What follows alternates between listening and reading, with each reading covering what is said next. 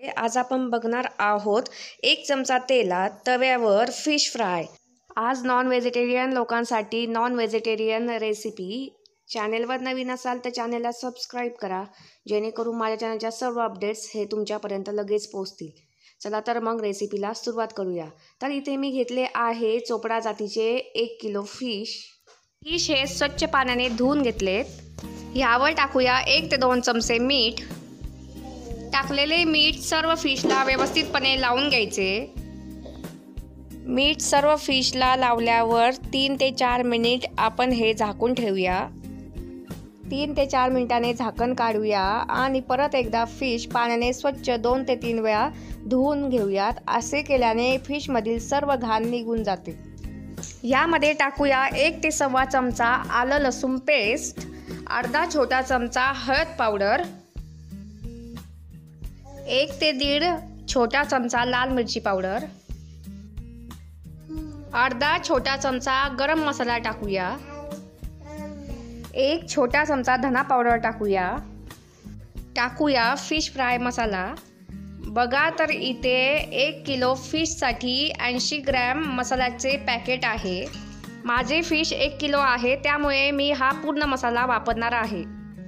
1 छोटा चमचा मीठ टाकूया, 2 मोठे चमचे लिंबाचा रस टाकूया। टाकलेले सर्व जिन्नस व्यवस्थितपणे एकत्र करूया।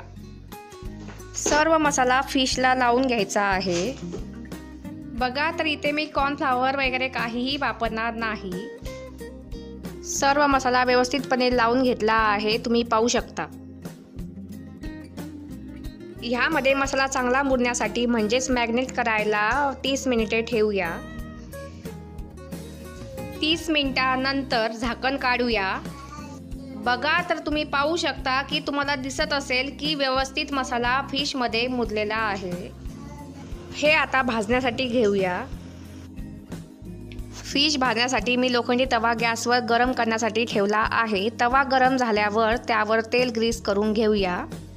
तेल ग्रीस केल्यामुळे फिश तव्याला चिकटणार नाहीत। तवा तापल्यानंतर गॅस हा मंद आचेवर करायचा आणि एक एक करून तव्यावर जेवढे फिश बसतील तेवढे टाकून घेऊयात। बघा तर एक एक करून सर्व तुकडे मी तव्यावर टाकून घेतले आहेत। दोन्ही बाजूनी ब्राउनिश होईपर्यंत भाजून घ्यायचे। सर्व बाजूने आणि वरून तेल सोडूया। मासे हे कच्चे आहेत, त्यामुळे शिजवण्यासाठी ह्यावर एकतर एक प्लेट नाहीतर कटोरी झाकण ठेवूया। 7 ते 8 मिनिट एकदमच मंद आचेवर हे शिजवून घ्यायचे। 7 ते 8 मिनिटांनंतर झाकण काढूया। 1 ते 2 चमचा मी तेल सोडते। एक एक फिश पलटून घ्यायचा। बघा तर तुम्ही पाहू शकता किती छान प्रकारे ब्राउनिश कलर आलेला आहे। अशा प्रकारे मी सर्व पलटून घेते।